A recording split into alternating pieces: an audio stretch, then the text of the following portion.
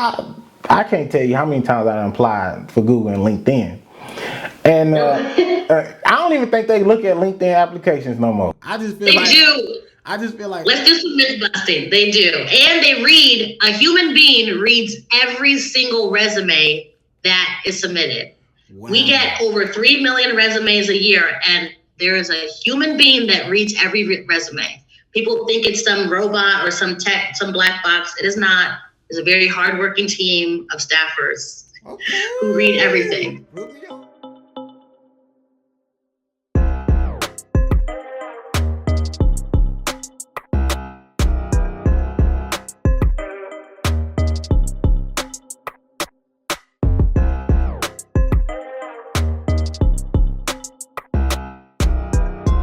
Yo, what's up, everybody, man? It's another episode of Big Boss Talk, the podcast. Listen, I got another recommended guest. Like, listen, I done ran out of friends I ain't ran out of friends to talk to, but I'm getting into other people's networks, and it's been kind of awesome just to be able to meet and hear about other people. And then after the interview or after the conversation, you end up forming this bond, this acquaintance, being an acquaintance, just being able to look from afar and see them on Instagram and see how well they're doing, and just to be able to keep in contact and make connections that I thought I would never have the chance to be able to make. And so it's been amazing. But this guest, it was highly recommended, highly talked about in the group chat. I interviewed her friend Mariah Howard, and Mariah talks about Esther all the time, and I'm like, man, she got to be the one of the best friends ever. Like, you got to have a person like Esther in your corner, because the way Mariah talks about you, I mean, she's a great friend. You guys are awesome. Just be able to see you guys, your relationship, and see you guys travel and do different things. It's so awesome to see. And I wish, like, I know that I got friends like that, and it's just like, but it's different from guys. Like, girls, it's a whole different level. Yeah. But guys, we like, what's up, bro? Kind of be, macho and stuff. But it's been awesome. And so, guys, I'm going to let Esther say what's up to the podcast. Hey, everybody. It's good to be here. Shout out to my girl, Mariah. We go way back. That's like my sister at this point. We go back to like high school. So, wow. That's my girl. I'm excited to be here. Man, it's exciting to have you, man. So that's dope. I didn't know I kind of knew the relationship went far, but high school, that's you're on sister level. So let me introduce you to the podcast. So listen, guys, we got Esther Owolabi. Owolabi. You got it. I got Owolabi. Yep. Okay, you got it. I'm sorry. Oh my God. Listen, podcast. You know what though? At least you tried. People throw vowels in there. People just say, I'm gonna just call you Esther O. So at least you tried. I appreciate that. Thank you so much. Listen, I hope you don't hold that against me. I hope we can still. You're good. Okay, got you. Cool. So age 29, her career, she was in diversity, equity, and inclusion program manager at Google. Okay, so she did that prior to her new role now, which is in education equity. She went to school at Georgetown. Okay, majored in government. Majored in government, minor in African American studies. She went to grad school, got her master's from Harvard. Master's in education. Listen. We'll talk about this after Two Truths and a Lie, because I got some questions that I gotta ask. Just because Georgetown to me is like, it's iconic, and the reason why I say that is because, like, Allen Iverson, right? I know Allen Iverson went to Georgetown, played ball, and I'm just like, if you had a Georgetown jersey, you was kind of the man back in the day, just because it was AI. So I was like, okay, but it wouldn't be Big Boss Talk if we didn't go into Two Truths and a Lie. So Esther, like I said before we got on here, I hope you can lie. You're such a bad liar. So you know what? I have my three. I'm just gonna say it. Okay. And you're gonna guess, right? Okay. Yeah, I'm gonna guess. So here's my two truths and a lie. My first is I have 10 siblings. Okay. My second is I've met Michelle Obama before. Okay. And my third is that I've broken a record before. See, you I think you made it too easy. I ain't gonna say easy. Too easy? Okay. Not too easy. I'm not gonna say, because the first one's gonna trip me up. But I tried to ask Mariah for some, some intel before I sat down. I was like, man, give me some scoop because I know I gotta do 2 truths and a lie. So what's gonna happen? But she didn't really give me too much. But so 10 siblings. You met Michelle Obama. I think that's a true. You ain't gonna lie about meeting Michelle. Come on, man. I'm not the first lady. Chicago, DC connection. Come on, okay. Yeah. And then the last one, you broken a record before. All right, so look, I'm gonna say the 10 siblings is a lie. I'm pretty sure you got siblings. I think the number is probably what's throwing it off. Like, it's not really 10. I'm pretty sure you broken a record before. I mean, with this resume, like, come on now, like. I don't see how you couldn't have broken a record. So I'm gonna just go with 10 siblings. You let me know if I got it or not. I do have 10 siblings, actually. Oh my God! What? I'm gonna break it down for you. Yeah. Break it down. Okay. I have 4 siblings that are like biological. We have the same mom and dad. We grew up in the same house. Then I have a half sister who lives in Alabama. Okay. And then I have 10 step siblings through marriage. So I really do have 10 siblings. And it's hard to keep up with birthdays and names and all of that. But yeah, there's 10 of us. We're like the Black Brady Brunch. Dear God, like, ooh, that's a lot of kids, boy. A lot going on. Thankfully, most of us are grown, though. Yeah. So, it works out. Do y'all, like, meet up? Like, do y'all have, like, when y'all do, like, family events, is everybody, like, there? Like, is everybody cordial? You know, having a big family like that, like, that's a huge, The last big meetup where I feel like everybody was there was my sister's wedding. My sister had this huge wedding, like 400 people. Everybody came in from like Nigeria, everything. So everybody was there for that. And then usually on the holidays, like a good number of us show up for the holidays. Okay, that's cool. So tell me about meeting the first lady. I know that's something huge. How did that happen? That is so huge, and I wish I could meet her one day. I've never met her. So that's the lie. Oh my God. That's the lie. Man, I'm like, she in the area. Ain't no way. She probably done ran into Michelle. I know, right? That was my thinking. I'm like, she's from Chicago. I'm from Chicago. I grew up right outside Chicago.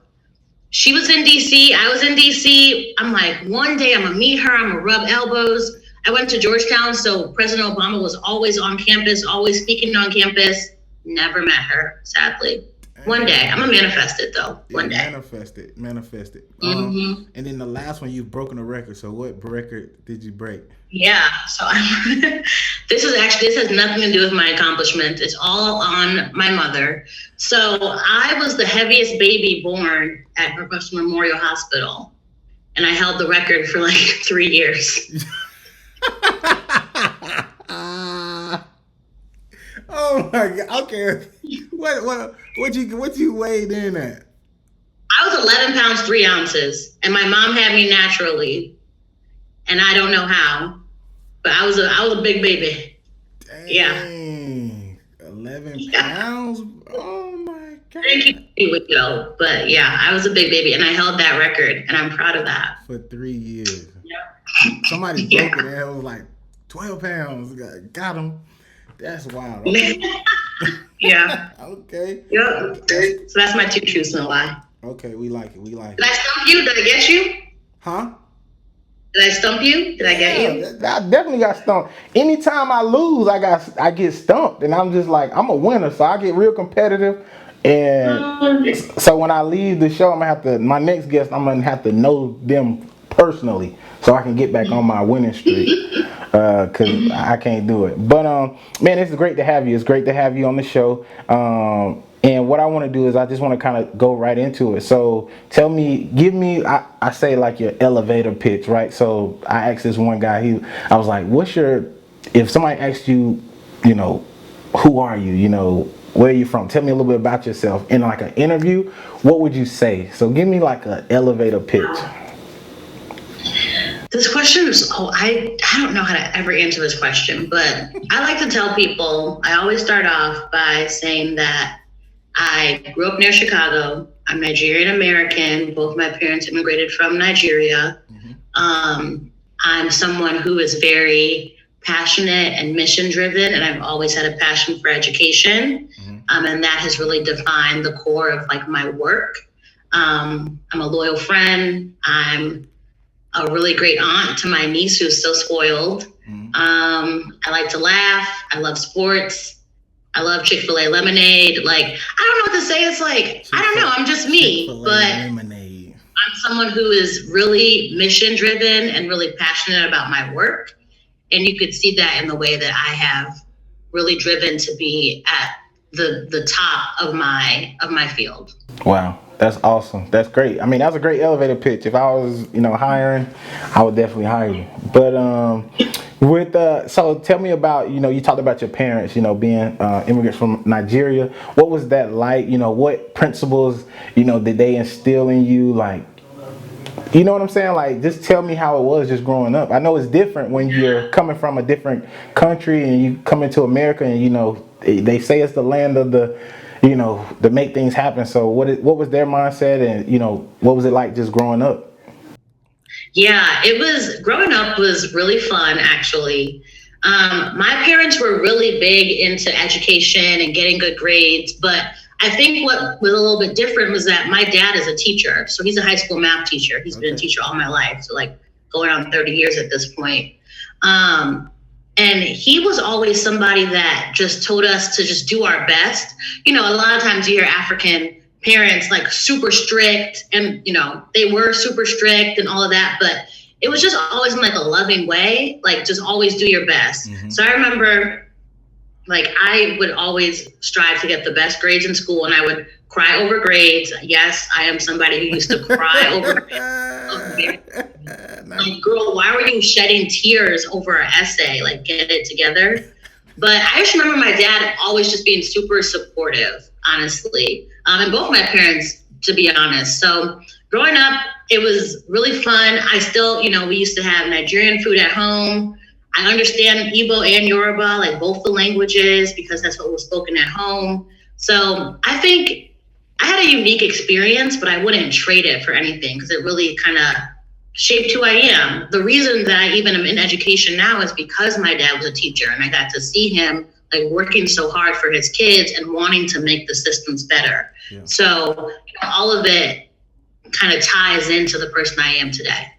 Man, that's awesome. Like I wanted to ask just because, like you said, I know you different, African families, you hear about the parents being so strict and, it's either this, you got to go to school for this and nothing else. I heard that from, I don't know a real name, but I watch Insecure with my wife. Oh yeah. And then right. So Molly. Molly. And so she did a interview and she talked about how her parents were like, very strict. Yeah, very strict. And care, that's it. Yeah. And when she told them that she wanted to do like entertainment, be a comedian, they like, went crazy because they didn't understand.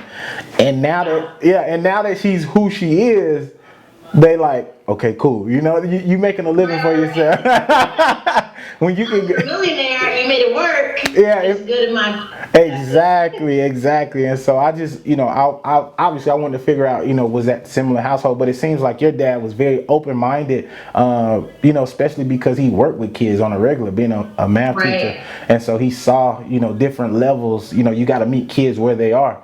And so it's just like, as long as you do your best, that's all I can ask for. And so it seems like you just, you had a great, parenthood, just growing up. So that's awesome. Tell me, what is it that you always, like, what did you want to be growing up? Like, because I know, we talked about, where you work, right? Google, that's a big household name. But did you see yourself, being a diversity, equity, and inclusion program manager or in education equity?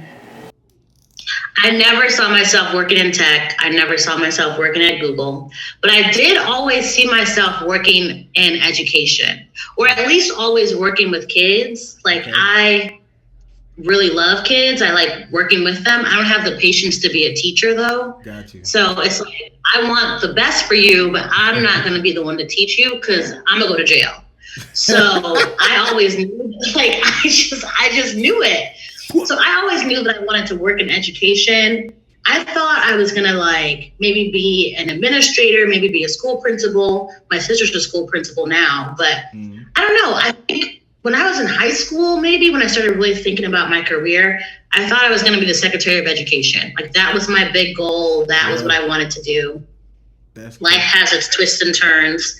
I actually interned at the Department of Education, and I was like, "This ain't it. Y'all be easy. I'm gonna see you on the other side." It was a fun experience, but I was like, I could not. The bureaucracy was just way too much. Got you. Yeah, I mean, then my career went different ways, and I landed at Google. Yeah. And again, like I said, I never thought I'd work in tech. I never thought that like tech was for me. I thought it was, software engineers, nerds, techie bros, but I really was able to find work that I was passionate about and that I was really good at. And I found a team that believed in me and supported me. So I love it over here.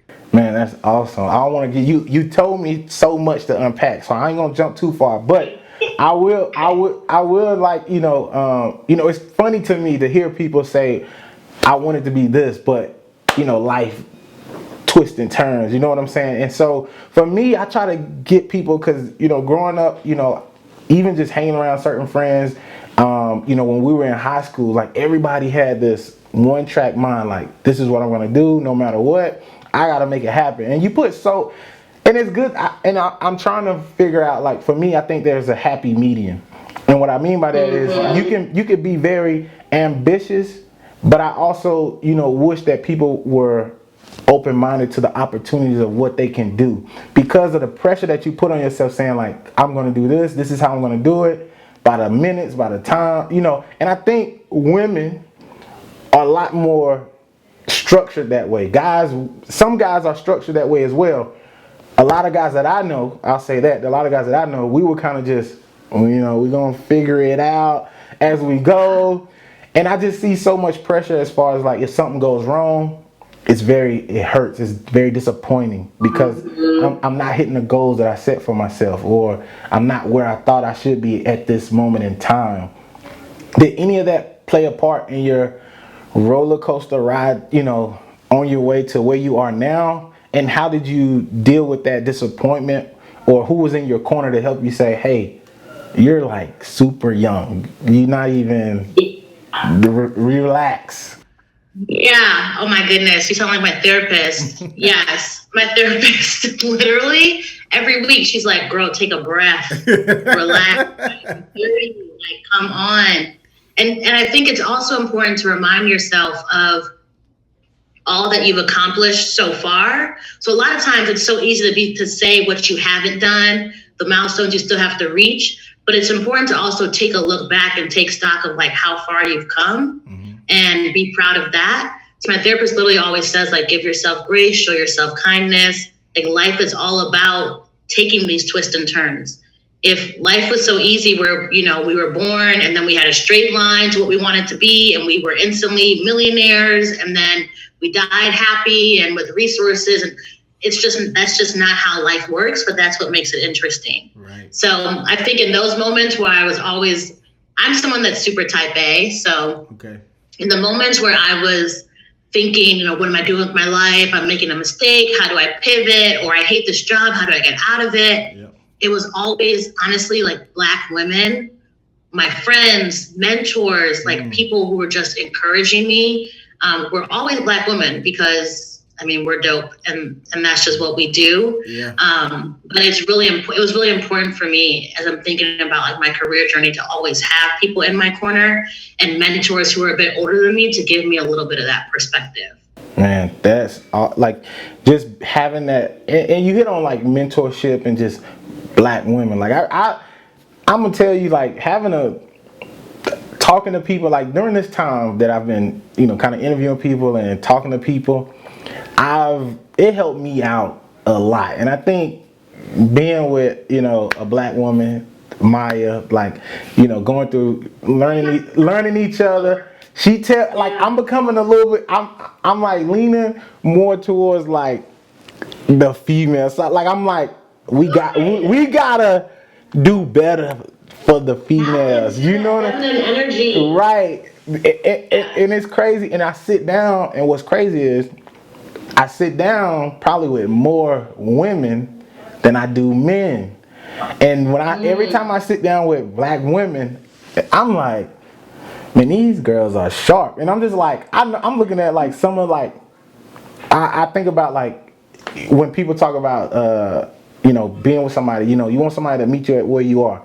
And I think about like some of the guys I know, and I'm just like, y'all, it wouldn't compare. And I'm just like, I want the guys to be like, come on, we can do it. We can hang, you know, we can hang with them. And it's just like the tide has turned, and it's a beautiful thing to see. And I just wanted to say, the point was, it was great to see that you had black women, you know, mentorship and people and friends to really help, you know, bring you up and help you realize like, hey, you know, you're not where you want to be, but look how far you came, you know, because you had so many. It's probably been plenty of times where you could have one wrong mistake, one bad move, you could have been here or there, right? Right. But you had that mentorship. And what I was gonna say, one of my questions that I had on my note card was how important is it to have the right group of friends? You know, because we're talking about, you know, we're talking to people that's listening, right? And I have to check my circle. Like I try to be more conscious about like the circle that I keep and the circle that I want to be noticeable. You know, when people think of me, they think about my circle and like, oh man, this group of friends is like, boom, they up there. So how important is it to have the right friends? Whew, that is like probably one of the most important choices you can make. Besides like your partner, you can't choose your family. You can choose your partner. That's an important choice. The friends that you keep, that's really going to make or break. You've probably heard the saying of like, you are the average of the 5 people that you're closest to. Yeah. And when I think about that, I'm like, I'm probably batting 1,000. Like the people in my circle, like my homegirls are amazing. Yeah. It's always a promotion, a graduation, a celebration, a this, a that. It's like, it's almost like that saying, iron sharpens iron. Yeah. Not that I'm in competition with them, but it's always so great to see like, okay, my homegirl just got promoted. What's my pipeline or what's my path to promote? Let me start having conversations with my manager about my career development, etc. Like, oh, my friend's in school and she's also juggling work. I can do that too. And that's part of the reason why I even went back to school, because I saw that Mariah was in grad school and also was working. And I was like, if she can do it, I can do it too. Like really having that encouragement and support system. Yeah. Like it's everything. And also just if we're talking about like profession and work, I have never gotten a job without like just applying online or a cold email. It's always been because of my network. Wow. It's always been me reaching out to a mentor, me having a friend who was hiring, or me knowing somebody that knew somebody that was a manager somewhere. Yeah. So having friends that are also well connected and networked can literally land you jobs, can like really help you get a bag. Yeah. And it's also, I mean, it's important to have friends that just are there to support you. I mean, Mariah could probably tell you many a night I've called in with a situation, Lord, and she has like really, really been my rock. Yeah. But also like, I know that if I needed a job in health or a QA, Mariah probably got me too. So it's important to have friends that are on your same level or even doing better than you. Like you never want to be the smartest person in the room. You never want to be the expert in the room, because you always want to have someone that can teach you something or put you on game to something. Yeah, man, that is a gem, man. Listen, if you listen to the podcast, Esther just dropped them gems on y'all. Listen, you gotta, like, I've definitely heard that saying, man, you are the average of the 5 people that you hang with. And it's crazy because it's true. You know what I'm saying? Like, you want to believe that I can hang with, you know what I'm saying? I never leave the homies And it's not that you leaving them, it's just like you making different choices, right? They choose, they may be choosing to do this and you're choosing to do that. And so then you become you see this divide, right? And then my thing is just like most people feel like that survivor's remorse and they sometimes revert back to doing what they used to do. But now it's like you keep going, and then eventually if you showing, you move by your emotions, maybe, if they want to come, they'll change their actions and move as well. Yeah, exactly. And so at the end of the day, like when you choose your friends, it's about, you all typically have the same core values and character. So that person that's your friend, that those core values probably aren't changing. They're still there, but maybe it just needs to be redirected into more positive or healthier energy. Yeah. So it's okay to also have friends that you grew up with that you might be growing apart from, but they're still good people, good, strong character, and they might be someone that you can help guide, or you all learn from each other. So I'm a big proponent of like making new friends along the way, but also always like leaving the ladder down, such leaving the door open to also help people up along the way. Facts. That's a huge thing, and I guess I want to get more. Like you get so caught up in trying to figure out you, and sometimes you forget. Like I know this person, so maybe I can plug them in. So, but I mean, having great friends is important. You sound like Mariah. I interviewed her. She was like, the job I got, I just met the lady at the tennis court. And I was just like, and I'm just like, your network is your net worth. Yeah. Honestly. And that's crazy. Okay. So now we're going to go back. Tell me about why did you choose Georgetown? Why you could have been a game card. You could have came to USC. I don't know if that was an option. Like, what why Georgetown and not USC like everybody else? Yeah. My sister actually was the one who first introduced me to Georgetown. So growing up, I feel like my dad had a Georgetown hoodie or something. Everybody used to rock Georgetown back in the day. Yeah. Because who was it? John Thompson, Patrick Ewing, like AI, like you were saying. So like Georgetown was like cool gear to rock. So I remember like seeing Georgetown, but not realizing that it was a school that I could go to. Mm-hmm. My sister had applied, and we went to do a college visit there.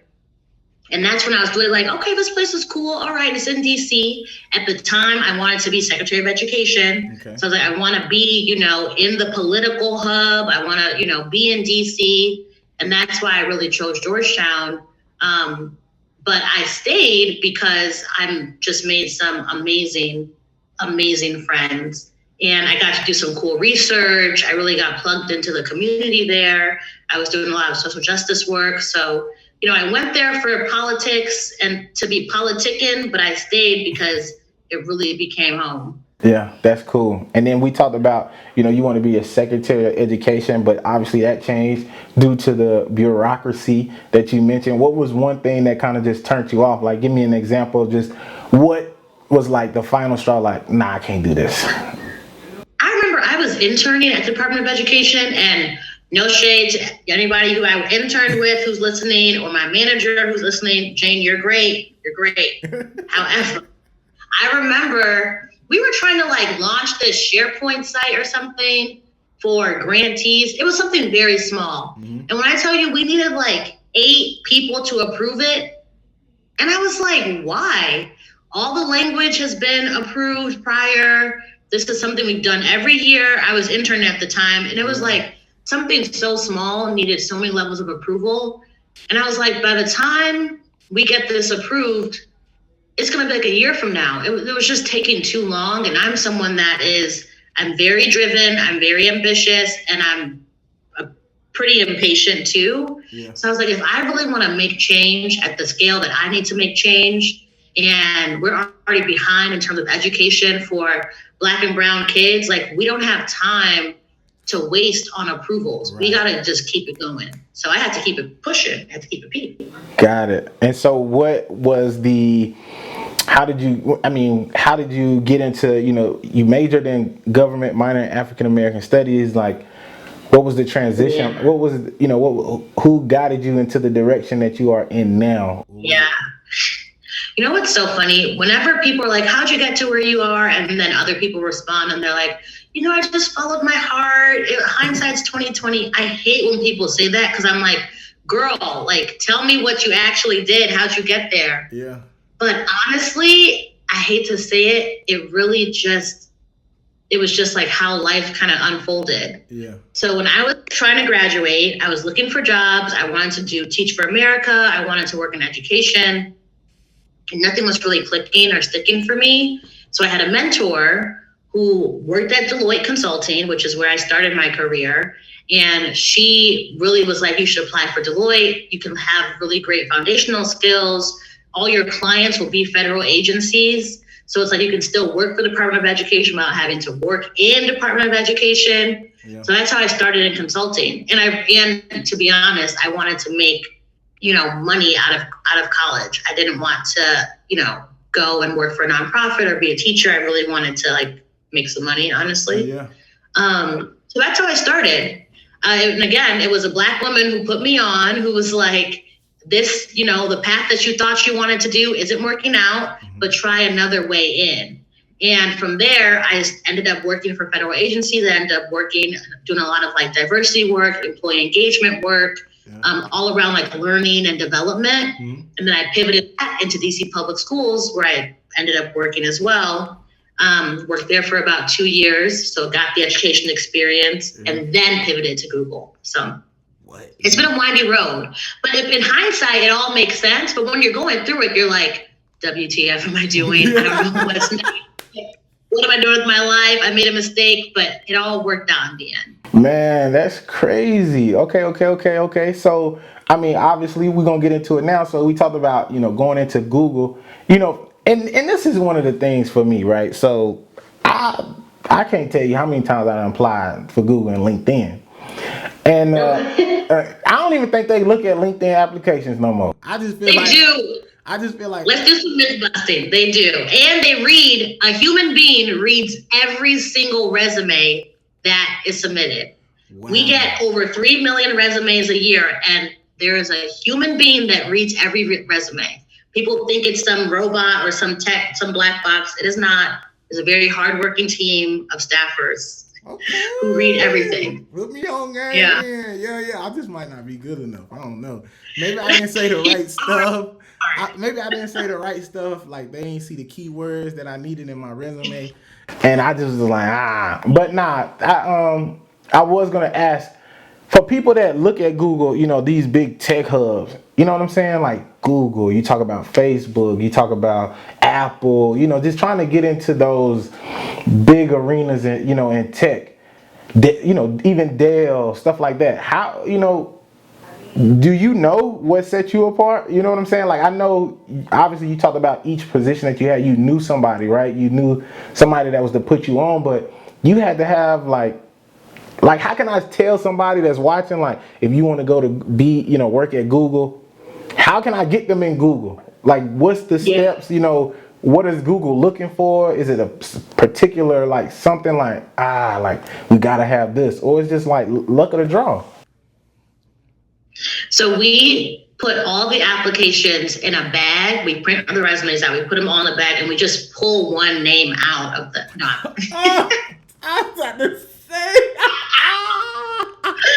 Boy, I was about to say no. Kidding. No, I'm kidding. So the advice that I give people for breaking into tech or breaking into Google is actually to not try to break in.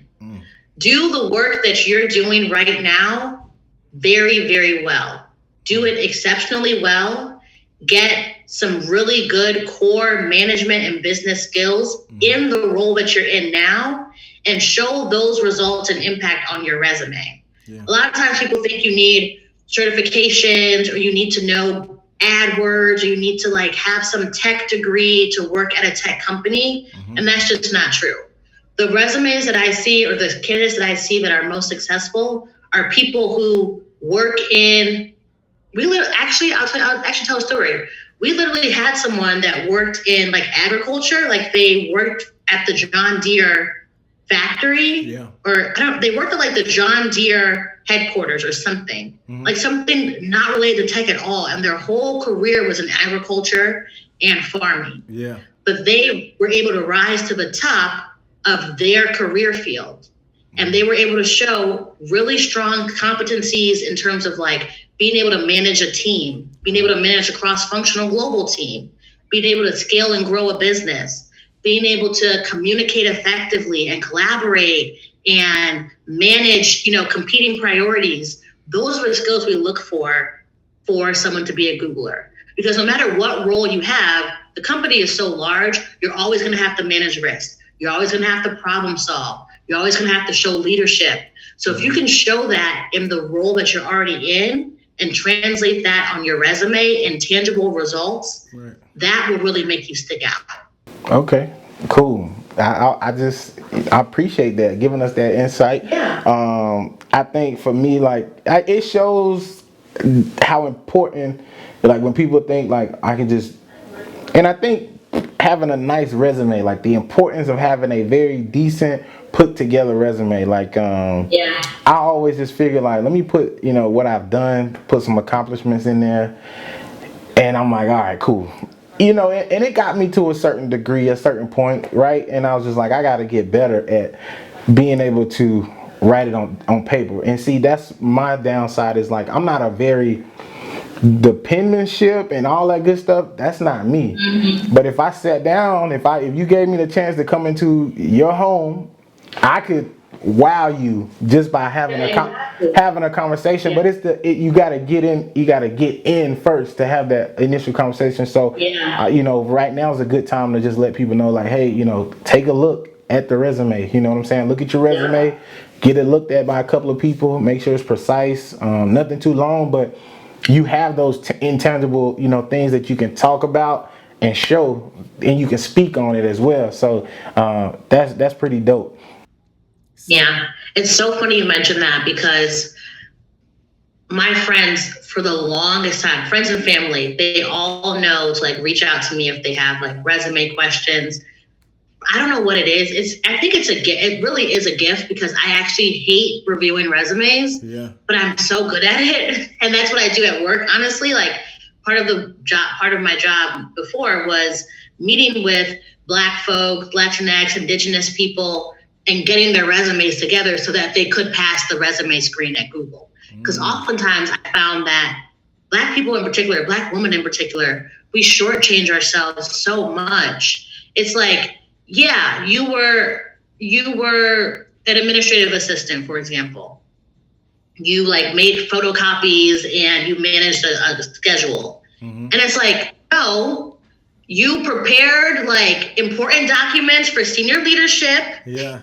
You manage competing meetings and priorities. Like, there's a way that you can still big up what you did and still be honest, of course, but like being truthful to what you actually did and not shortchanging yourself. And my friends for the longest time have been telling me to start like a resume review company or something to help people like understand that your resume is really, it should tell a story. It should really be, every bullet should be a different chapter in your experience and your professional story. And oftentimes we're just telling what we did, and we're not telling a story about how we did it and what happened as a result of what we did. That is really where the money is. Being able to show that you can make impact. Not that you're just making photocopies or scheduling meetings, but that led to you saving company time, or you saving money somewhere, or you having a product launch or something down the line. And that's really what's important. Now, you need to go ahead and get your LLC popping, because I'll be your first clientele. I'm gonna say, like, look, Esther, can you just give me the revisions? I can type it up. But it's coming. I have my domain name, so it's coming soon. Okay, yeah. Okay, that's what's up. You heard it here first. Hey, we got an exclusive. We got an exclusive. So, okay, cool. So we, went to Georgetown. We talked about, Georgetown. You went to Harvard. And when people say Harvard, like, that's a very prestigious school, very hard to get into. Well, was it an easy process? Was it a hard process? What was the process like coming from Georgetown and then trying to apply into Harvard for that master's? Yeah. I knew I wanted to get my master's in education. Well, I was going back and forth between getting my MBA or getting my master's in education. I knew that was, for me, the missing piece. I had gotten some strong core business consulting skills. At that point, I was working at DC public schools, so I was understanding the inner workings of a public school system, but I didn't have experience tying the business and the innovation and the education piece together. So I knew that graduate school would help me pull that story together for my career. Yeah. This might sound like I don't know how this is going to sound, but I did not think I wouldn't get in, honestly. I just had maybe way too much confidence, but I knew the work I had done. I knew the time I had put in. I knew that my story and perspective was sharp. Yeah. And I knew that I deserved to be there. So I applied. I didn't really think that I wouldn't get in, honestly. The funny story is I did get in the first time I applied, but I had to defer because I really wanted to get this scholarship, this like full tuition scholarship. Yeah. And I wasn't yet eligible because at that point I hadn't had like 4 years experience or whatever arbitrary number. Yeah. So I deferred it. And then COVID happened. Yeah. But when I went back to, pursue the degree again, I ended up getting the scholarship. So again, I think it was just like, maybe I was a bit overconfident, but I knew that I was passionate about the work. I knew that Harvard was where I wanted to be. And I knew that I had the like credentials to back it up. And I did. When I got there, I mean, probably some of the smartest, sharpest, funniest, honestly, most brilliant minds I've ever met. Yeah. And I could hold my own too. So I knew that I deserved to be there. And I think that a lot of times people like shortchange themselves or talk themselves out of things because of fear and doubt. And those things are very true, but you never know unless you just apply and do it. And even if you're afraid, just go for it and do it. And you could, land at Harvard too. Yeah. Man, that's cold. I love the confidence. Like, I mean, it's almost like you got like an athlete's mindset.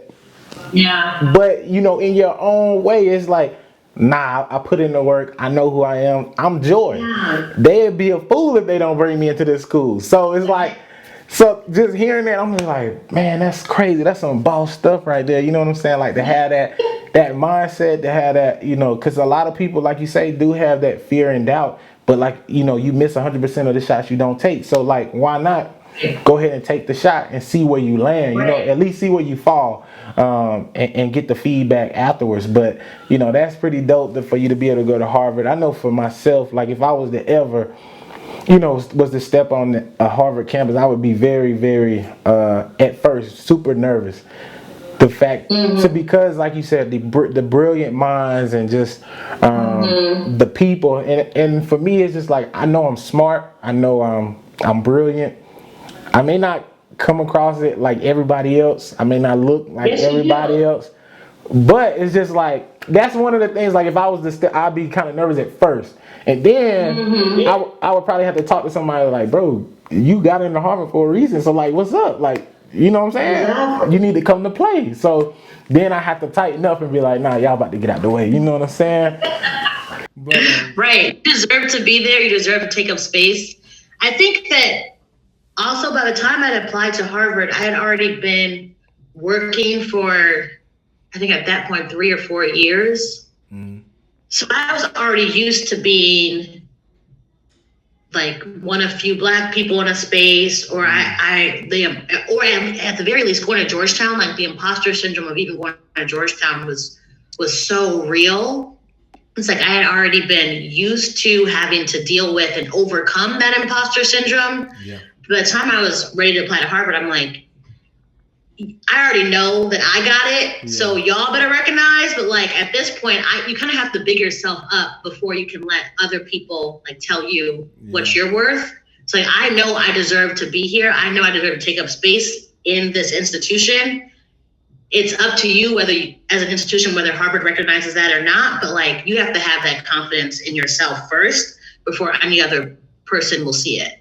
For sure, man. Listen, you got the it factor, and what I mean by that, success. Like success principles are the same no matter who you talk to, and everybody I talk to, they got this it about them. Like they know their stuff. It's like it's either confidence, it's either like the knowledge that's up here, and I mean you got the confidence, you got this, and then I'm just like, okay, that's the science behind how she's able to be who she is and how she's able to, accomplish the things that she's accomplished due from, trial and error, time, and just having a great support system to kind of keep building you up along the way. And that's awesome to see. And so, Esther, we coming real close to the end of the conversation. I mean, it's been great. It's like time has been flying by. Yeah, it be flying by. I tell people, like, when you sit right here on the screen, you don't even know how long you're gonna be here, but I try to keep it up under, a certain time frame. I do want to ask, because you talked about what you do at Google a little bit. You talked about, you work with the brown and black people and just different, cultures, and I guess kind of help them build up their, resume. What are you doing now? Like, tell me, what is your day-to-day look like? And then once you tell me your day-to-day, what that looks like, I also want you to tell me, because it's all about transparency, give me one thing that if you could take it away, like this is one thing I do not want to deal with. I hate it. Yeah. Because people need to know like what are the pet peeves, because if I'm gonna do something, I need to know the good and the bad, because if I know the bad, I'm choosing now to say, all right, I'm gonna step into this versus being blindsided. Right. Okay, so a little bit of clarity on my previous role. I managed our diversity hiring strategy for all of our non-tech roles. Okay. So I worked with really amazing talent to make sure that they felt prepared to interview at Google. And I also did a lot of training for our hiring managers to understand that people that look, non-traditional or people from historically underrepresented backgrounds could make really, really strong candidates for their roles. So it was both and. It was working with the candidates and then also training hiring managers to make sure that the entire hiring process was inclusive. And that was when I did that for like 2.5 years, and that was really fun. Now, I work on our computer science education equity. So what that looks like is when you're thinking about the talent pool of people who can work in tech, we obviously know that historically underrepresented groups, Black, Latinx, Native folks, women are underrepresented in tech. Yeah. So how do we get more kids to even learn about what computer science is, learn how to code, take their first JavaScript class or anything? How do we get more kids from underrepresented backgrounds to even understand what tech is, what computer science is, and get them interested in these jobs? Yeah. A lot of people don't know this, but the kids that are in elementary school now, the jobs that they're going to be applying for when they turn 18, when they turn 22, 65% of those jobs don't even exist yet. Dang. Because they're all related to AI, machine learning, the metaverse. There's a whole world that is going to be created by technology in the next 20 to 50 years that we haven't even imagined yet, right? And it's important that, especially us as like underrepresented and as Black folks, that we don't get left behind. Right. So teaching kids how to code, teaching kids how to, what the tech space is, and having them see themselves in this space is going to be really important for the jobs of the future. That's my soapbox. That's my spiel. That's what I do now. So I work with a lot of program teams to make sure that we have, free coding classes, free programs for Black and brown kids to have access to computer science and digital skills. I love my job. I've loved both the job, like my previous team, loved them down. My current team, love them. Something that is a peeve of mine at work is, and I think this is this is a plus and a peeve. So Google is obviously a very fast-paced company, and it's just like everything has to be scaled up. Oh, yeah. We can do one project and then they're okay, how do we scale that out globally? How do we scale it at 10x? Our whole thing is how do we scale it 10x? How do we build for the next billion users? That's our whole thing. And sometimes I feel like that pace of change is so fast that it creates a lot of risk and dependencies when you're scaling up so quickly, right? So sometimes I wish that we could just, do a project, take a breath, look around, pat ourselves on the back a little bit. Like, let's just sit with this for a little bit. Can we pilot something first? Can we do a test run? Yeah. Because it's always go, grow. And it keeps the work interesting, but it's very, very fast paced. Yeah. So that's something that I love, but it can definitely be a challenge sometimes. Yeah, I understand that wholeheartedly. Like the company that I work with, they with Verizon, like they do the same thing. Like like we'll put something in place, and we'll be like, okay, we like it, it's fixing the issue, but it has bugs. And I'm like, okay, these bugs are slowing us down. They're very like aggravating, tedious bugs that we really need to get fixed. But because it fixed the big issue, now we got to pile something else on top of that. And so, but we never fixed the issues down here, and you trying to boom. I'm like, oh, I can imagine like, the processes and things that you guys do. But hearing the fact that you said 65% of the jobs that these kids now, it's not even, out yet. They don't even exist yet. That's mind blowing to me. Like, I mean, that, like, it really is mind blowing. But to talk about, why I guess black people, brown or black people, why is there not a lot of us in tech? And I don't know. So I work in tech, right? And what I see is I see us trickled every now and again. But as far as like a majority, we're not even, I don't even think we're close to like 30%, as far as the tech world goes. And I think because like when I hear coding, I hear take this JavaScript class, or I hear, to me it sounds hard. And it just does. Like for me, when I hear stuff like coding, I'm like, Tranisha's trying to learn how to code. She's doing great. But I think when she first heard it, she was like, this is going to be a challenge. And it was one of her goals, is like, I want to get this coding down. And she's doing it. You know what I'm saying? And I think because she's in it and she's taking the process. But I also, growing up, didn't see a lot of black people in tech. So how can I know that I can be in tech and it's a great job, makes great money? I'm pushing pushing technology further and further. I could be a part of that process.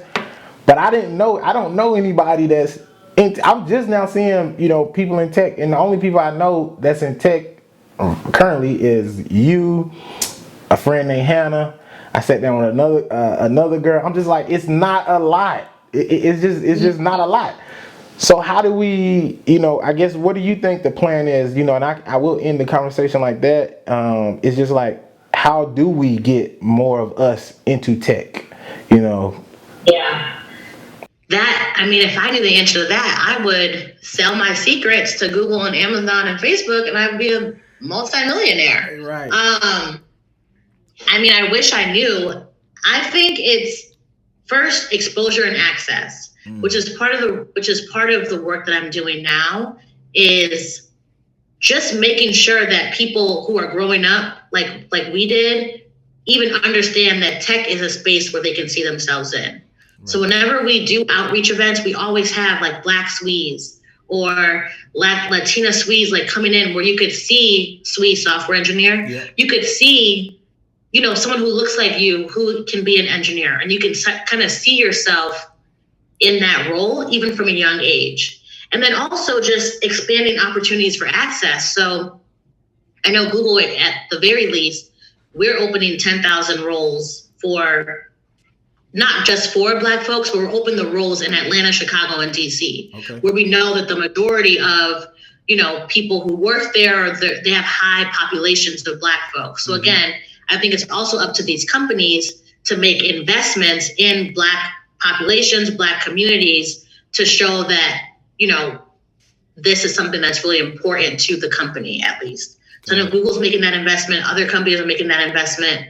Another thing, though, that I like to tell people is, first, coding. Google, tech companies, etc., are not just for coding. Literally, any job that exists in the real world exists at Google. We hire pilots. We have doctors on staff. We have our own insurance apparatus. We hire teachers. We have schools. Of course, marketing, sales, finance, legal, almost any role that you can do or are doing now probably exists at Google.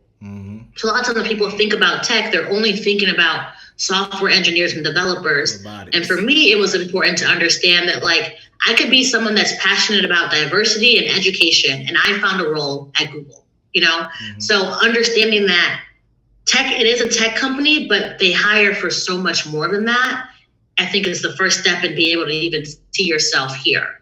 So I think it's both and having the access and the opportunities, but then also expanding what it even means to work in tech beyond just having to know how to code. Yeah. That's spot on. I like that. I really do. I heard someone say exposure leads to expansion. So the more we can, the more we can expose people to, different things, that's the whole, and it kind of morphed. It wasn't the podcast was really just for, I really just wanted people to see we doing great out here. You know what I'm saying? And it's not, it's not people out here scamming. We not selling drugs, we not doing what they label us to do. People, not being, athletes, that make that type of money. There's people that are touchable that we have in our own personal circle that are very, very, very doing very great work and that is very successful, and they need to see that. And so I appreciate you for hopping on the show. I think this interview right here is going to be great as far as showing little brown and Black girls that, hey, I can be in tech and I can be like Esther. Yeah. You know what I'm saying? Even guys, you know what I'm saying? You can look and be like, hey, I want to do what she does. Help help people, understand what's going on so we don't get left behind. So exactly.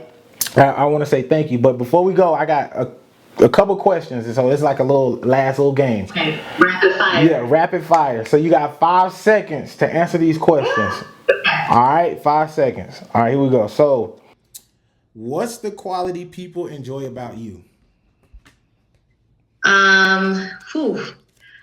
People say I'm funny. I think I don't know if I am, but I would say that I'm really empathetic. I'm a Pisces, so I'm very sensitive and emotional. I think people appreciate that about me. Shout out to the Pisces. When your birthday? March 3rd. Are you a Pisces? March 17th. Come on now. Hey, March baby. March 17th is my favorite day of the year. Really? 3 is my lucky number and 17 is my favorite number. So 317 is my favorite day of the year. Oh, okay. I'm glad I could be your favorite. Yeah. Nice. Okay. So then, so we got 25 hours in a day, right? So we got an extra hour. How do you spend the extra hour? Sleeping or watching Bad Girls Club. Sleeping. Love to nap, and I love reality TV, so I probably just squeeze in an extra episode of Bad Girls Club. Cool. Okay. What's something or an activity that you can do every day besides sleeping? Yeah, I was gonna say napping. This is gonna sound very granny of me, but I love doing puzzles. So it's just very relaxing mentally. So I currently have a puzzle downstairs. I finished one last weekend. I just love doing puzzles. Yeah. So I could probably do a little bit of a puzzle every day. That's cool. Me and Maya go to the mall and we go to the Lego store. And and one day we're gonna buy a Lego where you gotta put 1,000 pieces together. And so we're trying to do it. That's a feat. But yeah. It's so fun. Yeah. What's more memorable, movies or music? Oh, music. Music. Okay, give me your number one You song. remember where you were the first time you like heard a beat drop, or the first time you heard your favorite artist, the first time you heard, I'm thinking about Kanye, it's so sad because I'm a recovering fan, but I'm like, the first time I heard like College Dropout, like I'll never forget that. My first concert, you'll never forget that. Music, I think, has more of a staying power. That's what's up. Okay. And then if you could time travel, what period would you go back to? I would love to be grown in the 80s. So like, I was born in the 90s, but I feel like it would be fun to be like 20s in the 80s. Yeah. If that makes sense. Yeah. That makes perfect sense. I had somebody say they were saying want to be grown, but in the 90s. So yeah, that'd be a good time too. Yeah. I think I know this answer, but favorite TV show to binge watch? It's actually not Bad Girls Club. Oh, okay. Got it. I love reality TV, so like Real Housewives, Bad Girls Club, all of that. I love that. But my favorite show to binge, I love Insecure. I could go back and watch those 5 seasons over again. Yeah. And Grey's Anatomy. Shonda has me in a chokehold. I love Grey's Anatomy. Got you cooked. Okay, got you. I like Insecure. The last season was kind of, but I think you didn't like it. I think I like the ending. Like the ending, the last couple of episodes turned up quick. The beginning was kind of slow, and we was just like, But shout out to Issa and what she was able to create and the bag she got from it. So, absolutely, that's amazing. And then last 2, as a Black woman, how do you stay motivated? Honestly, like being around other Black women, like my friends keep me motivated. My little niece keeps me motivated. Reading about and reading books by Black women, like being around other people keeps me motivated. Cool. And then what other ventures are you in? Like, is Google the only thing that we got going on? Do we have? No, I would never play myself like that. I think it's important for people to have, different streams of income. So I think I mentioned before, I'm planning to start a resume / career review and development business. Yeah. I was learning this past winter how to trade options, like puts and calls. So that's something that I'm into now, and get into the stock market. So that's been just something interesting, challenging, new and fun. So those are a few ventures on the horizon. All right. Hey, listen, I can't wait till the business drop because I'm signing up. Whatever you got, I'm like, hey, I need it. And hopefully, again, I do want to say thank you so much. I had so much fun. I hope you had fun. This was great. Yeah, it was a great conversation. And hopefully, 4 to 5 years from now, I always, just let people know, like, hey, I would love to just touch base again and see where you're at and see how you're doing. Just so, it'll be nice to see the evolution and change of everything that we talked about now and what's, possibly change in the future, because, if you don't contradict yourself, you're not growing. So I heard that, and it was just like, you always, your mindset, you don't think the same that you do when you were 18 or 20, and that's sure a fact. Yeah. So would love to see it, but thank you so much. I'm gonna let you get your night back. I know it's 9 o'clock. I know it's 9 o'clock over there, and you got to get up. Elementary, I gotta catch up on that. So okay, got you. Well, thank you so much. You have a great night, and then I can't wait for this episode to drop.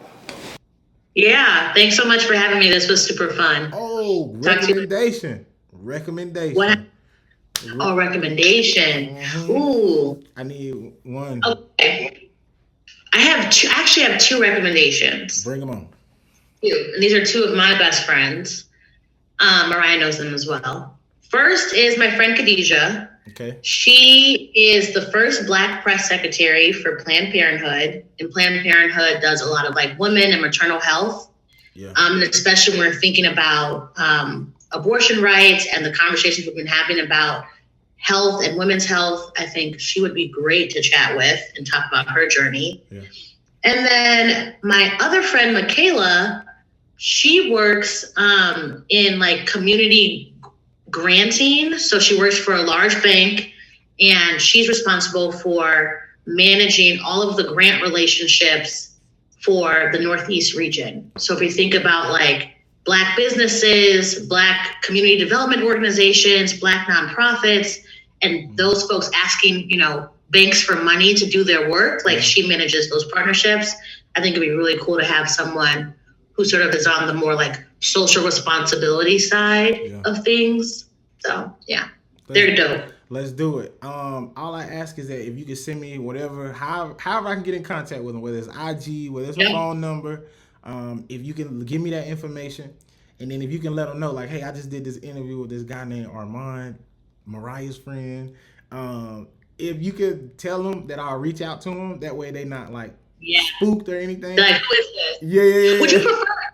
You mentioned that you mostly interview women. Would you prefer a guy? So, no, because I wanted to. I mean, it'd be cool. I mean, if you know somebody, I take all recommendations, but it just happens organically, and I think I'm gonna use it now as more like a case study, just because it's like. You know what I'm saying? Like, because I'm like, I know some, I talked to some guys, and I got some interviews coming up. I got a lot of interviews on ice, and I got some guys. Okay. But, and usually guys recommend other guys. So I'll always have those. But the women, when they recommend people, it's like, by the twos. It's like, oh, I got a good friend, 1, 2. You know what I'm saying? Yeah, So it happens a little bit more. I was literally about to ask you, what field do you need? Because I probably have a homegrown, any field you need. Listen, that can probably chat. I want to do something like, and I probably haven't said this to anybody, but I want to tap into, I want to do every field, but I'm thinking of just something like that's completely out there. And every time I think about it, I'm like, a marine biologist. You know what I'm saying? Like, if I knew somebody that was a marine biologist, tell me about the water. You know what I'm saying? And then get it. Yeah. I gotta think about that. I think I know a veterinarian. That's another one. Like, I would love to talk to a vet, and because people love animals, and I want to hear what it's like being a veterinarian. The ups, the downs, what comes with the job. Like, I want to touch the weirdest jobs. I want to find the jobs that people don't even know exist. It's just like, that's how I want to get. All right, I'm going to think about it for sure. Cool. Well, if you think about it, but just send me over those 2 recommendations. And then if you think about anybody that, definitely fits the mold of the podcast and somebody that you would love to see or, even hear their little, their spiel, just send them my way, because I'm on them like a hawk. So, appreciate it. You have a good one, okay? All right. Have a good night. Tell Maya I say hi. I will. All right. Bye.